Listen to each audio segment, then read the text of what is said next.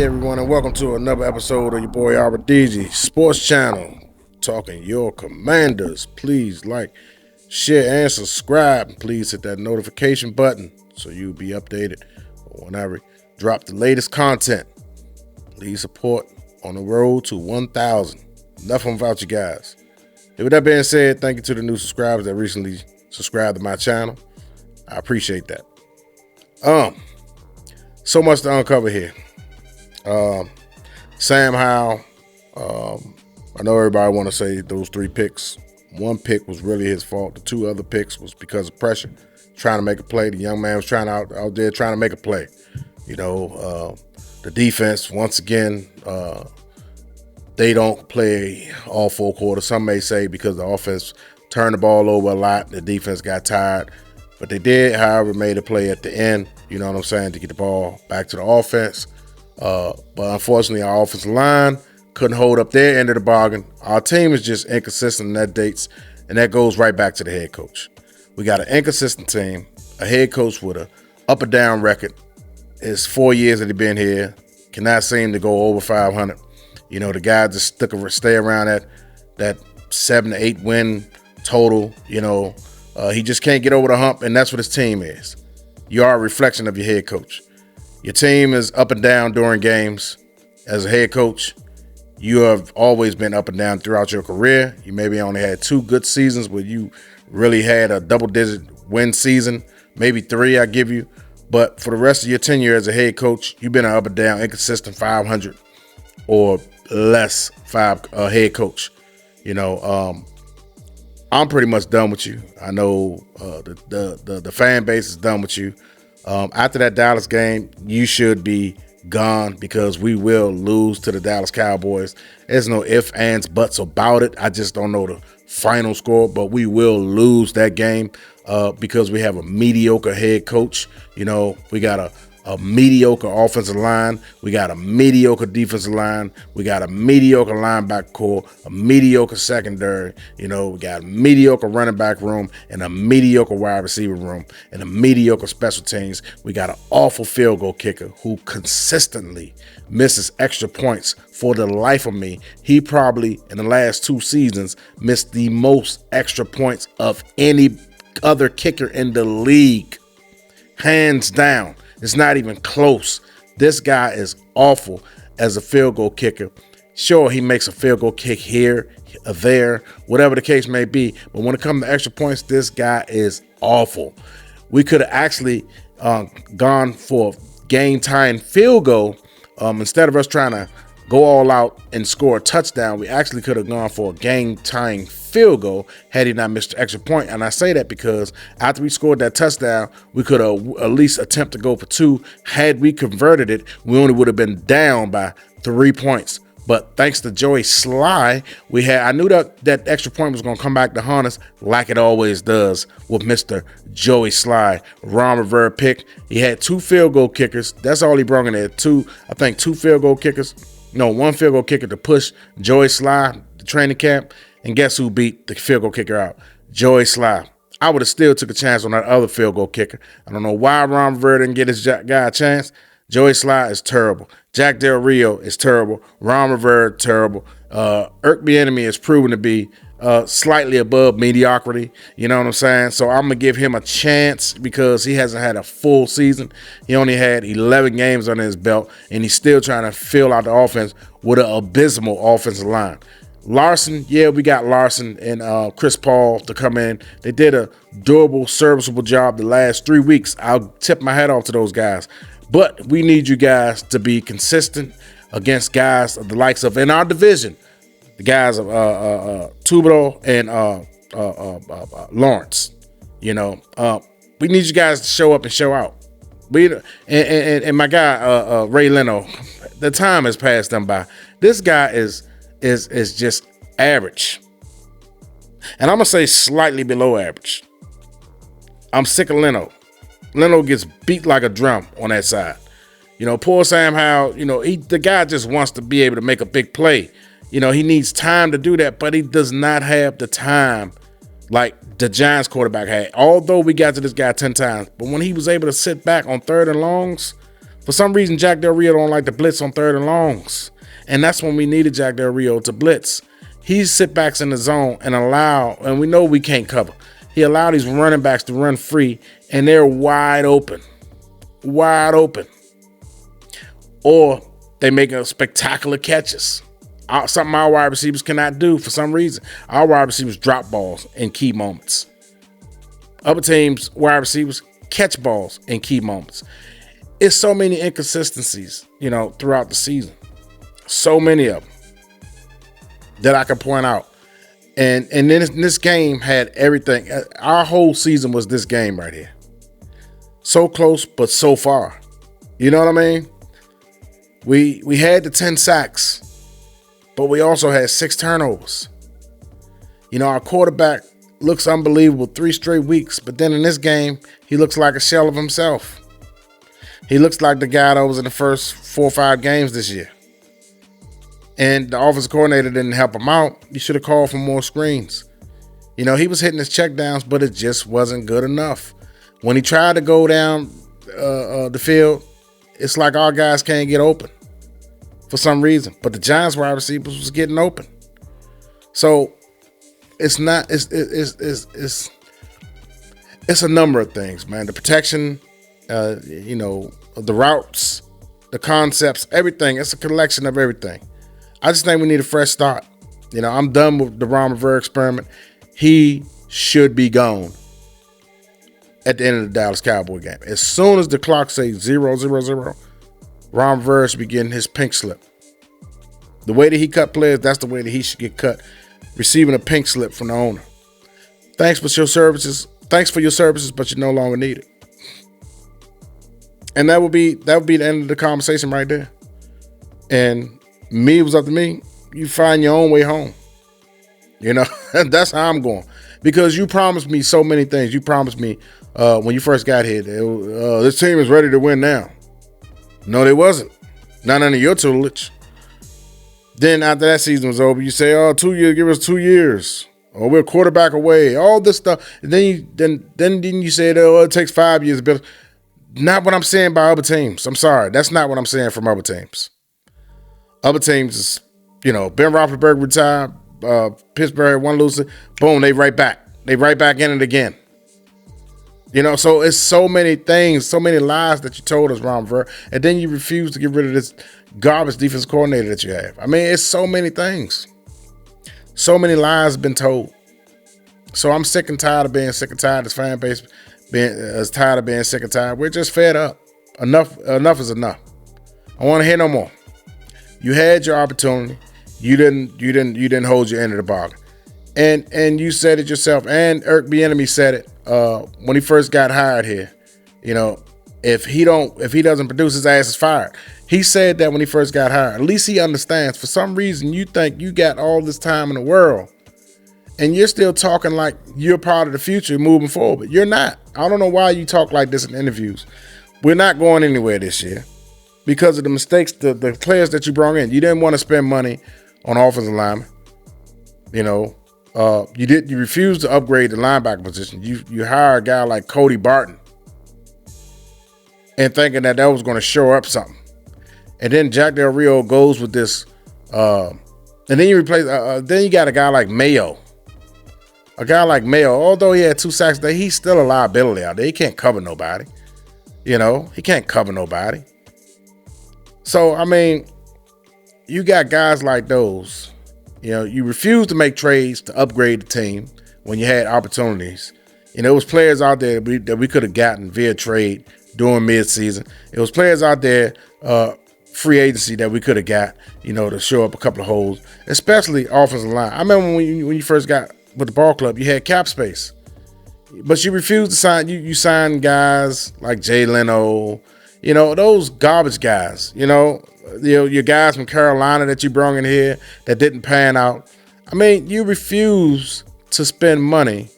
Now, what you have done, you cleared the way now for a new coach to come in here and have a whole sleet of money. It's going to bring a whole new scheme because you see some of the talent that's on this team. It's not a whole lot. We've been fooled. We've been fooled. It's not a whole lot of talent on this team. We've been fooled by the media and by the coaching staff. It's not a whole lot of talent on this team. You know, so Jahan Dotson is not who we thought he was. You know, once they scheme up on him, he's ineffective. You know what I mean? De'Ami Brown is inconsistent with his catching abilities. Although he had a great, spectacular catch against Seattle, you know, that's once in a while, you know, that he's going to give you that. He consistently doesn't get open. Terry McLaurin, for some reason, has slowed down. I don't know if it's because of his toe. He's not the same Terry McLaurin that he was his first 5 seasons in the league. He's definitely not. I remember he suffered a toe injury. Maybe that's what's bothering Terry still to this day. He's not himself. So, and I'm not going to say one season has aged Terry that much to where as though he's looking like he's running out there like he's a guy that's about to approaching 30, like he's about to turn 30 years old out there, or 31. He's not running like the Terry of old. I think this guy, 26 years old, he don't have that explosiveness. Remember that slant he caught against the Giants and the Philadelphia Eagles, and he took it all the way to the house? That same catch he had against, I want to say Seattle, and he got caught from behind. The old Terry McLaurin was outrunning all those guys. But this Terry McLaurin has slowed down this year. He's not the same. He's letting guys strap him. And Terry McLaurin is an excellent route runner. Got excellent release from the line of scrimmage.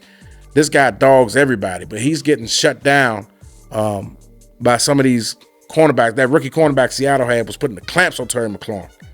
That's not the Terry McLaurin I know. He's not going to come out and say, oh, yeah, I'm troubled by my toe. He's not that type of player. If Terry McLaurin is not getting open consistently, our passing game is, you know, is kind of a wash. You know, guys seem like they can't get open deep. You know, we got all these guys supposed to have speed, you know, but they can't get open deep. You know, Curtis Samuels, for the life of me, they don't use this guy deep. I think he's the most fastest receiver that we have. We should be utilizing him as such, but we use him more as a gadget player. I guarantee you, if he go to another team, they're going to utilize him the way they're supposed to utilize him.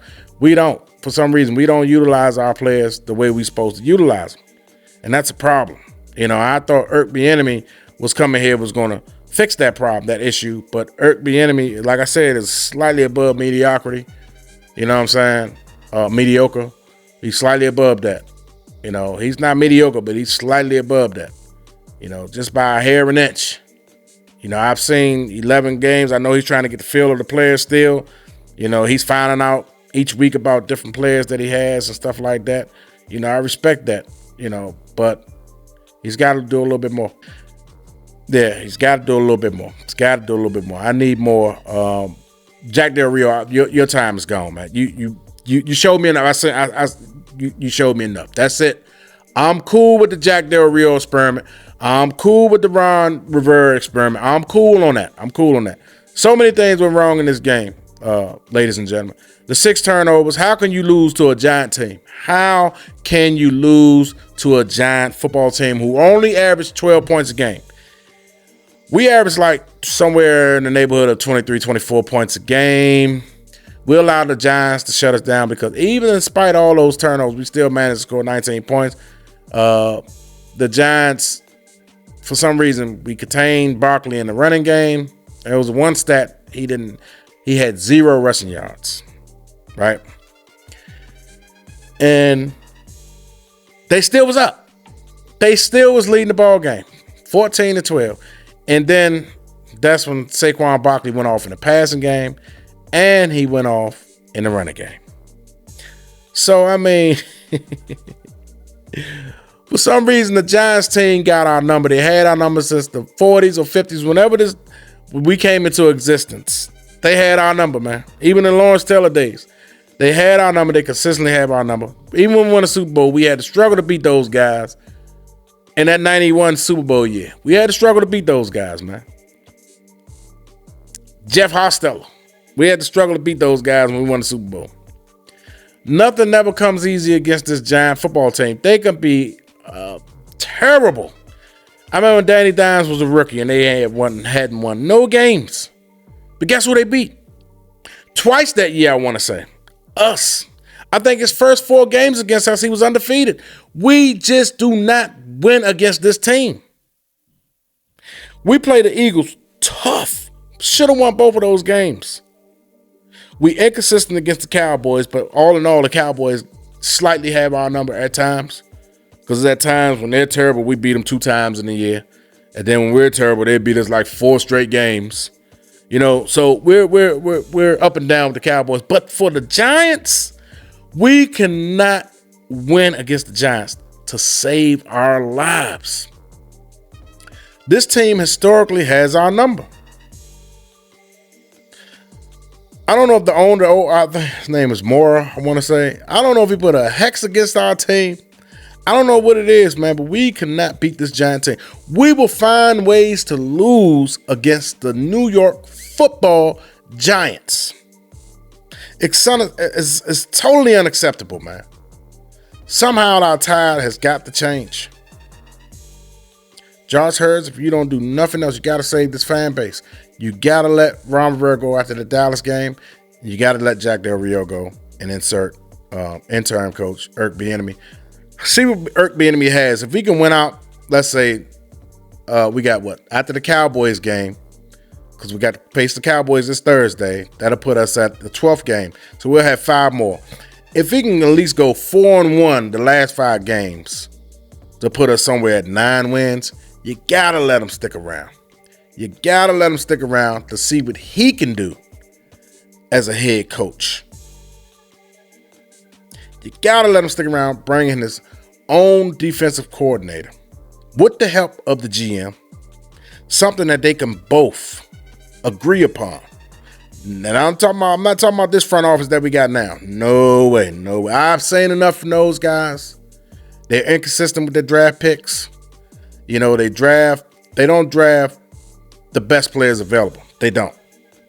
Despite what they may say, they do not. They passed up on so many players that's contributing to NFL ball clubs right now. Even if those players would have came here, the coaching staff is so terrible.